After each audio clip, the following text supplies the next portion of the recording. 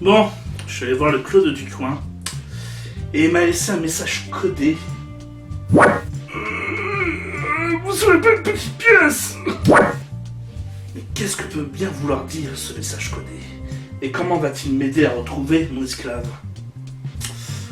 Je vais peut-être faire une recherche sur Google.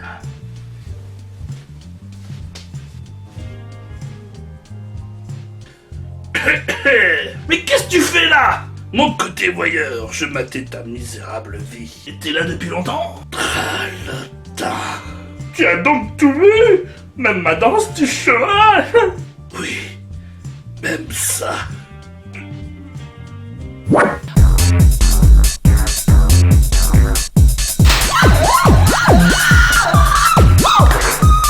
Est-ce que tu pourrais oublier tout ce que tu as vu depuis tout ce temps?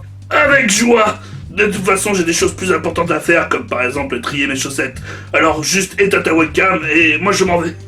Attends, il paraît que t'es fan de DC Comics comme moi. Et justement, quand tu entends que Suicide Squad est la pire adaptation de comics de tous les temps, alors qu'on a eu une tonne de merde juste avant...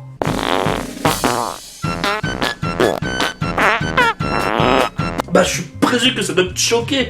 Alors ce qu'on va faire, c'est qu'on va réhabiliter ces deux films et tout l'univers de DC Universe avec justement la pire adaptation de DC Comics de tous les temps.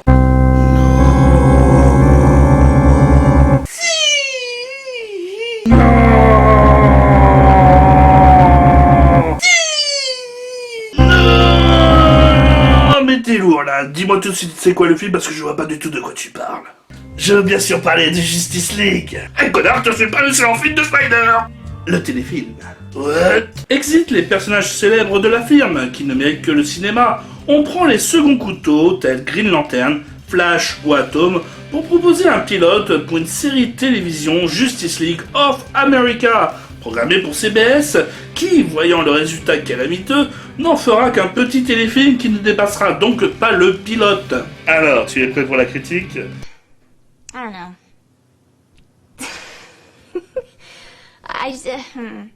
I guess I don't have very much confidence in myself, you know, and I'm obviously... On commence le film et... Attends, le film vient juste de commencer et il y a déjà beaucoup de choses à redire. Primo, comment ça se fait que quand tu fais un film de super-héros, tu envisages de faire un documentaire? Deuxio, pourquoi elle a une voix de dessin animé? On dirait Daffy Duck qui encule Donald Duck. Et tertio, à qui elle parle? Tout le long du téléfilm est parsemé de différentes interviews des personnages de la Justice League, qui parlent de leurs relations, de leur rôle, fonctions et sentiments. Mais à aucun moment on explique ces passages. À qui ils parlent? À quel moment du film? On indique qu'une interview ou documentaire est prévue sur eux? Rien, nada. C'est juste pour donner un style sans queue ni tête. Bon, je vois l'horreur, je vais m'en aller, je crois. Non, tu restes ici pour souffrir comme tout le monde. Mais je suis pas là pour souffrir, moquer. Bien entendu, après cette interview, on a enfin le droit à un générique. Et générique d'une série de super-héros, vous pensez explosion, vous pensez action, vous pensez une musique rock. Eh ben vous allez être comblés.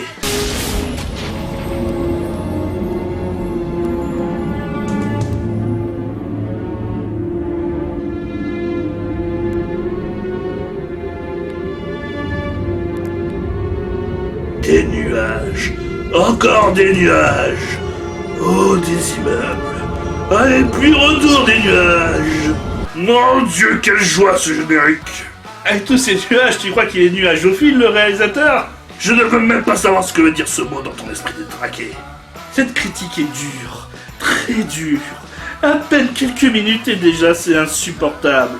Mais enchaînons avec un Flash se faisant virer par son coloc Green Lantern, des débuts de Tony Truant, Dash qui à ses débuts utilisait des fonds verts dégueulasses, et... on dit que c'est Waterman, le méchant, qui menace des scientifiques de pourrir le temps et de balancer des tornades. Balançons une blague random sur Emma et continuons. Le réalisateur ayant compris ce qu'on voulait, on change très vite pour voir un dîner romantique avec Guy Gardner qui chante tellement bien dans un restaurant que seule sa petite amie l'applaudira avec un visage gêné. Guy reçoit un appel de la Justice League et s'en va en faisant un geste à sa petite amie, frustrée de le voir partir. Et qu'est-ce que c'est que ce geste incompréhensible? On dirait une pose de Jojo.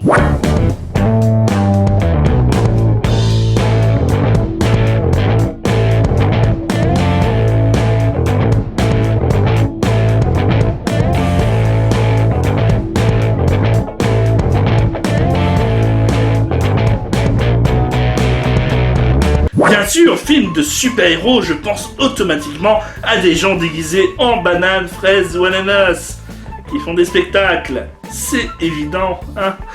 Et c'est pour nous présenter Fury, actrice en recherche d'emploi, et c'est ensuite pour découvrir... Ray Palmer. Ça, c'est Ray Palmer. On dirait Schneider qui aurait grossi et agrandi. N'osez plus jamais vous plaindre de Deadshot par Will Smith après ça. Mais ne t'inquiète pas, arrive là la scène d'action et tu vas voir, tu vas être comblé.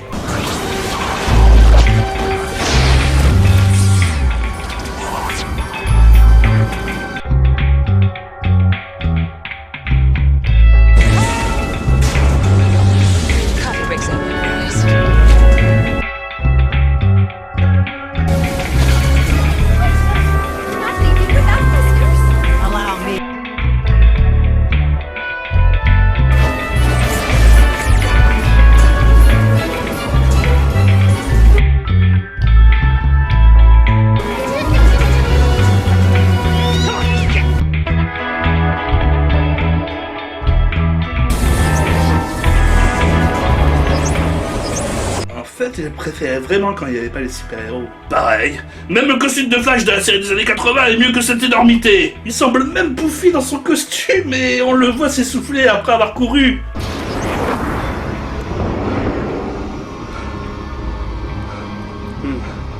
Flash s'essouffler après avoir couru.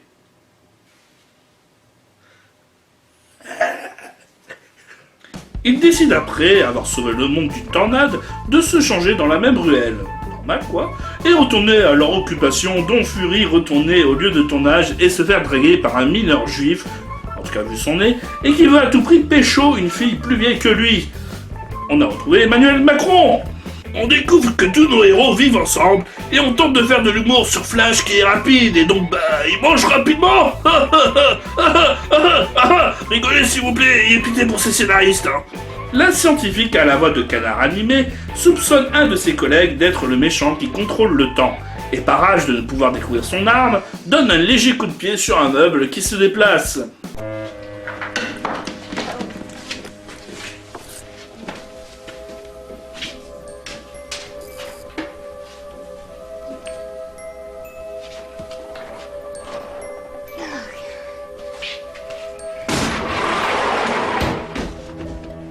Mais pour aller plus vite, car à un moment, ce téléfilm de merde semble durer une éternité, malgré juste ces 20 premières minutes passées à l'écran, on décide de polluer l'épisode de moments de vie, style 7 à la maison, avec des super-héros qui tentent de réparer une télévision, de Macron qui harcèle encore Fire, alors qu'elle allait d'un point A à un point B, ne voulait pas se faire harceler dans la rue, bordel!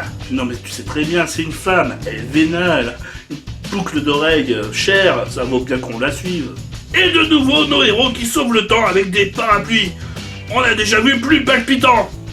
Se doutant eux aussi que c'est dans le laboratoire des scientifiques que se trouve Waterman, ils décident d'entrer dans une soirée où seuls les salariés sont invités, et rentrent tous grâce à leur super pouvoir, sauf Fire, qui a juste à faire de la drague au vigile pour entrer parce que c'est une fille, ouais. Alors Atom décide de jouer les bad guy.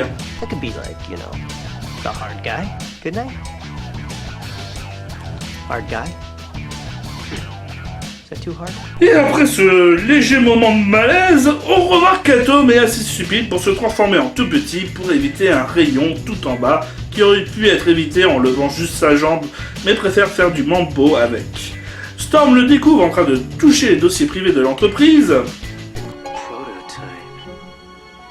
Hardwired satellite feed. Some science teacher.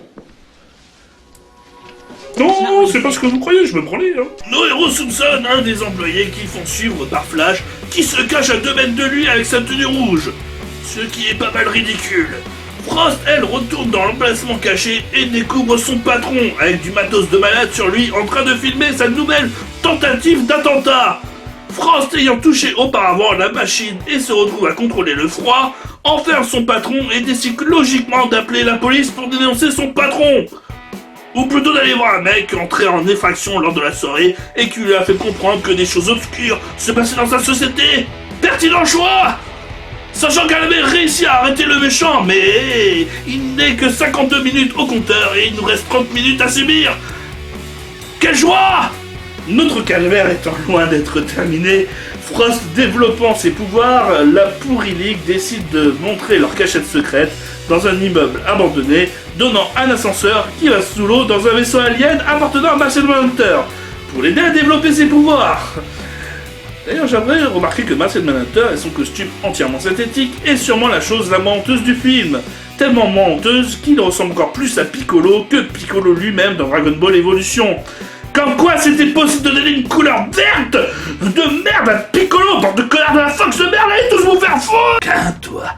Calme-toi, pense au manga Dragon Ball, à ses combats, au film de Broly, tu verras tous ces moments qui ont marqué toute ton enfance. Alors je sais, la Fox ont réussi à pourrir ton enfance, mais il faut oublier et rester zen. Merci. C'était si dur de se calmer. Merci, trou du cul. Mais je suis pas un trou du cul, espèce de connard de fanboyiste de merde, allez tous vous faire foutre. Le juif Macron reconnaît dans les journaux Fury dans son identité de super-héros, car porte les boucles d'oreilles qu'il lui a offert. Très intelligent de sa part. Mais il y avait plus simple pour découvrir que c'était elle. Vous allez voir, c'est subtil. Voici Fire avec le costume, voici Fire sans le costume. Il n'y a pas de masque pour cacher le visage. Mais Martian Manhunter, se transformant en Fury, fait en sorte qu'elle apparaît avec son alter ego devant Macron et garde sa double identité. Et enfin arrive l'attaque finale de Weatherman qui a décidé de balancer une vague géante sur les gens. Moment de suspense, moment de folie. Comment vont faire nos héros pour s'en sortir? It's gonna be okay.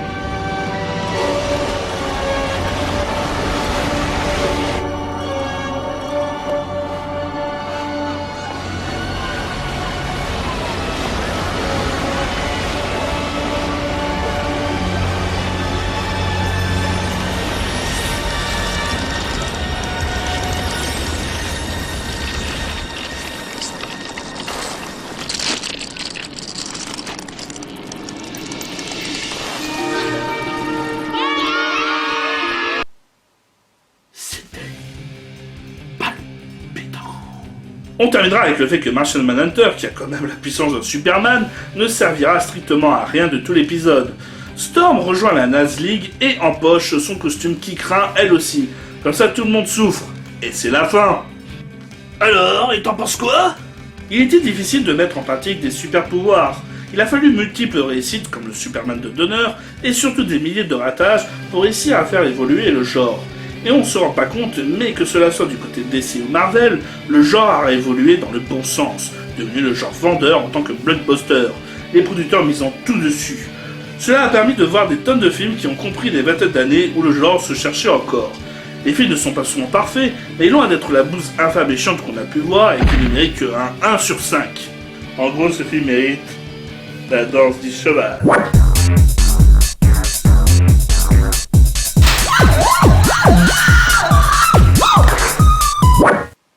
À propos, Clash Nanar, j'étais pas là que pour cette critique. Il faut que tu saches